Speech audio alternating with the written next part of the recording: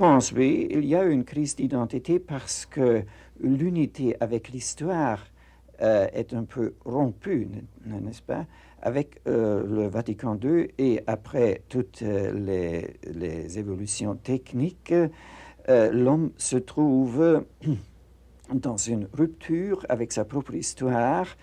euh, et même le chrétien, le catholique, n'est plus sûr si toute cette histoire de l'Église catholique donne encore la même identité qu'il avait, disons, avant le Concile. Donc cette crise d'identité existe. Et aussi la crise de clarté parce que le langage du temps passé n'est pas simplement notre langage. On commence à réinterpréter, à chercher quel est, dans le contexte d'aujourd'hui, le sens authentique et permanent de ces paroles qui existent, mais qui doivent quand même être interprétées. Est-ce qu'également cette crise de l'identité nous amène aussi à une crise de l'autorité? Oh, une crise d'autorité existe parce que euh, l'idée d'obéissance et l'idée aussi d'une autorité n'est plus une idée de notre temps.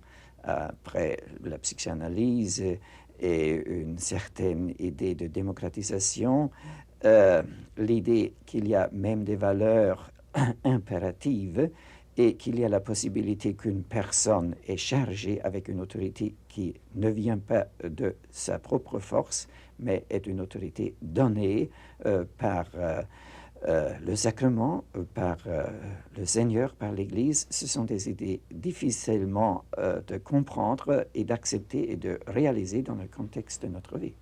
Ce n'est pas facile, mais disons, il me semble que préalablement à discuter l'autorité, on devrait restituer le sens de l'identité de l'Église. Si je commence à comprendre que comme être humain, je ne suis pas seul dans le monde, et il y a une idée de Dieu pour moi, et Dieu n'est pas simplement silencieux, Dieu a parlé, Dieu a décidé pour nous, et Dieu s'est incarné dans l'Église, s'est donné un corps dans la communion de l'Église. Si je commence à comprendre ça, avec d'autres paroles, si je commence à être un croyant, je comprends aussi que obéissance, communion, autorité sont des facteurs libérateurs pour l'homme parce qu'il trouve soi-même, il trouve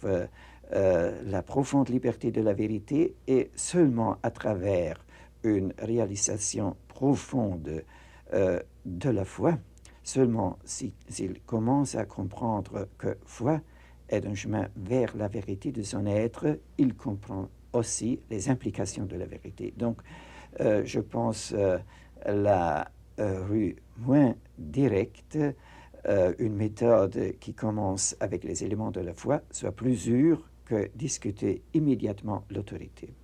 Est-ce que vous avez l'impression quand même qu'actuellement, cette notion-là est peut-être la plus contestée à l'heure actuelle dans l'Église? Oui, je pense. Et naturellement, on a une certaine connaissance souvent simplifiée, même falsifiée, des abus de l'autorité dans l'Église. On connaît des histoires de l'Inquisition, etc. Et donc, reste l'impression que toute cette histoire était erronée, que l'autorité était toujours un empêchement contre la liberté. Et on devrait un peu reconstruire la connaissance et la conscience historique pour rendre plus accessible la réalité d'une autorité qui est un élément de la liberté et pas nécessairement un empêchement. Plusieurs ont dit justement, parlant de cette question de la liberté, que l'Église avait de la difficulté à accepter plusieurs façons de parler. On a même questionné la liberté d'expression dans l'Église. Est-ce que chez vous, ça ne vous est pas aussi reproché parfois à la congrégation? Ah oui, pas seulement parfois, souvent. Euh, et je pense on doit bien distinguer. Il y a liberté d'expression naturellement et nous cherchons de la respecter. Mais d'autre part, il y a certains devoirs dans l'Église qui restent d'un rôle que j'accepte. Par exemple, si je commence d'être un docteur dans l'Église, si j'accepte l'enseignement dans le nom de l'Église, je n'enseigne plus dans mon propre nom et je n'exprime plus simplement ma pensée, mes idées personnelles. Les personnes qui viennent m'écouter veulent connaître la doctrine de l'Église. Donc, dans ce contexte, c'est clair que c'est qu'une personne qui a cette charge de enseigner dans le nom de l'Église ne peut pas dire pour des idées purement personnelles ou peut-être pour des idées opposées à la doctrine de l'Église, c'est la doctrine de l'Église. Jusqu'où peut aller, selon vous, dans l'Église, toute la question de la liberté d'expression? On doit toujours respecter les différents niveaux de langage. Comme personne, je suis libre de parler ce que je veux.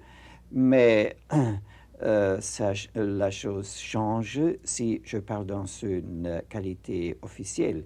Si je veux exprimer une foi commune, je me dois tenir à la foi commune. Naturellement, ça n'exclut pas des réflexions, une responsabilité personnelle pour un approfondissement de la pensée, etc. Donc il y a même dans l'intérieur de cette obligation de se tenir dans la doctrine de l'Église une grande possibilité de changement si on lit les grands théologiens et si on voit toutes les différences entre les théologiens, entre le langage des théologiens, on voit que cet espace de la doctrine de l'Église est très large et donc nous ne sommes pas dans une prison.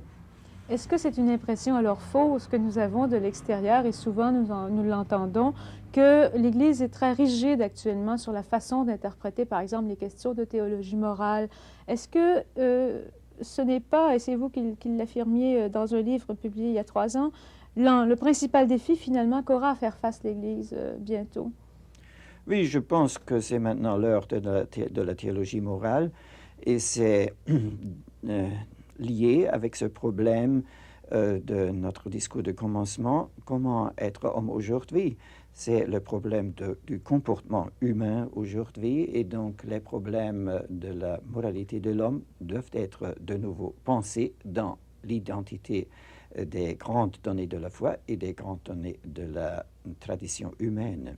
Et qu'est-ce qui vous semblerait à ce moment-ci prioritaire dans ces grandes questions? C'est un peu différent selon les différentes situations géographiques et culturelles. Je pense que généralement, on pourrait dire que le problème de la juste interprétation de la liberté est le problème d'aujourd'hui, parce que dans tous les problèmes discutés aujourd'hui, problème de la sexualité, problème politique, problème, disons, féministe, tout ça est toujours, dans un certain sens, un problème de la liberté.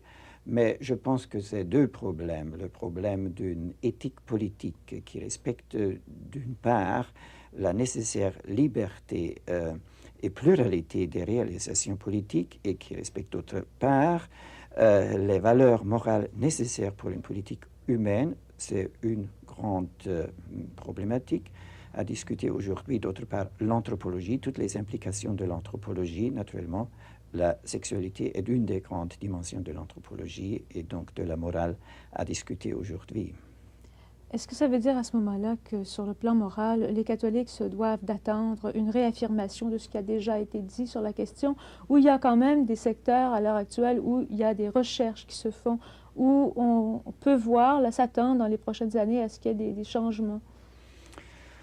Je pense que cette distinction entre pure réaffirmation et changement n'est pas tellement exacte parce que on ne peut jamais simplement réaffirmer une chose.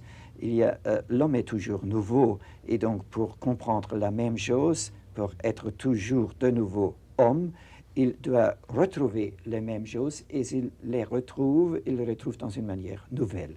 Même si je dis mariage est toujours monogame, cette affirmation a une grande richesse et si j'étudie dans la situation d'aujourd'hui, je peux trouver des nouvelles dimensions inconnues jusque maintenant et ça va pour toutes les autres choses. Dans ce sens, il y a toujours un développement, un approfondissement des nouvelles dimensions et des changements aussi dans ce sens, mais des changements qui ne créent pas une nouvelle créature, un autre homme, mais qui changent pour affirmer l'identité essentielle de l'homme et de la personne. Comment se fait, Éminence, l'articulation entre, par exemple, les positions prises par les conférences épiscopales nationales, et là je pense par exemple à une entre autres, celle des évêques américains sur la paix, et l'enseignement de la Congrégation pour la doctrine de la foi? Oui, Comment ça se fait l'articulation? Oui, il y a tant de liens. Je pense que l'exemple de ce texte sur la paix est très significatif. Le Saint-Siège voulait donner et laisser toute la liberté aux évêques américains de parler comme ils le veulent selon leurs responsabilités dans l'Église commune, mais dans les églises particulières en Europe, il y avait le même problème, mais il y avait des réponses un peu différentes, et il y avait donc une initiative des conférences épiscopales européennes de se réunir sous le patronage du Saint-Siège et de trouver, dans la différence des situations politiques, parce que naturellement la responsabilité politique des États-Unis est très différente de celle de l'Italie ou de l'Allemagne, dans cette différence de trouver quand même les grandes lignes d'une réponse commune.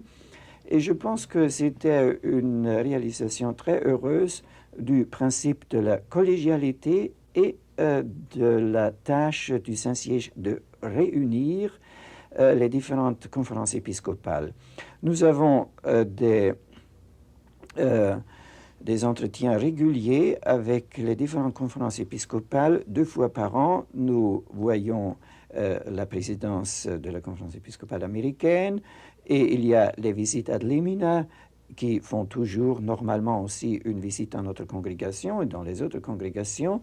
Et dans toutes ces rencontres, on se connaît finalement, on commence à comprendre les problèmes l'un de l'autre et de trouver donc avec une information permanente les meilleures manières de respecter d'une part les responsabilités spécifiques et de rester d'autre part dans l'unité. Vous avez déjà dit, Éminence, que l'Église à l'heure actuelle avait plus besoin de sainteté que de management. Est-ce que vous croyez que les théologiens font trop de management? Oh, je suis moi-même un théologien, donc je ne suis pas contre la théologie. J'aime beaucoup le travail théologique, mais naturellement, on doit connaître la place spécifique de la théologie pour donner un bon service dans l'Église. Je pense qu'en Vatican II, il y avait une relation idéale entre le magistère et les théologiens, une communion très profonde dans la responsabilité commune avec les tâches différentes. Mais après le Vatican II, il y avait, il me semble, un certain découragement des évêques. Ils sentaient tellement la compétence des théologiens qu'ils n'ont pas eu, dans la manière suffisante, je dirais quelquefois, le sens de leur propre compétence, qu'il n'y a pas seulement cette compétence plus technique du théologien qui est réservée au théologien, qui n'est pas la responsabilité et pas la compétence de l'évêque, mais même si un évêque n'est pas théologien dans le sens spécifique du mot, il est un croyant, il est un annonciateur de la parole, et donc, étant croyant et pasteur des croyants, il doit connaître, il doit avoir le courage de prononcer les grandes données de la foi, qui ne sont pas une limite pour la théologie, mais qui donnent la possibilité pour la théologie, parce que s'il n'y a pas des données de la foi, si la foi ne donne rien, il n'y a pas aussi de théologie. Est-ce que ce n'est pas une tâche surhumaine pour vous que de décider qui dit vrai, faux? Oui, ce serait seulement une tâche pour ma pauvre personne, ce serait absolument surhumaine. Et on doit dire que chaque jour, on connaît mieux comment est humainement un peu impossible cette tâche. Mais d'autre part, je ne suis pas isolé. La congrégation, comme le mot le dit, est une congrégation. Ça veut dire un travail collégial. La congrégation, ce sont les cardinaux membres. et elle travaille toujours avec des théologiens du monde entier, et elle est en service du pape, elle est liée avec les conférences épiscopales, elle est liée avec les autres dicastères romains, et donc notre décision se fond dans cette grande communion des évêques et des croyants de l'Église catholique. Et encore, d'autre part, je ne dois pas décider de mon propre génie, c'est vrai, c'est faux, ce serait impossible, mais il y a, comme je disais, des données de la foi qui nous précèdent, et seulement cette foi de tous les temps, on doit la maintenir.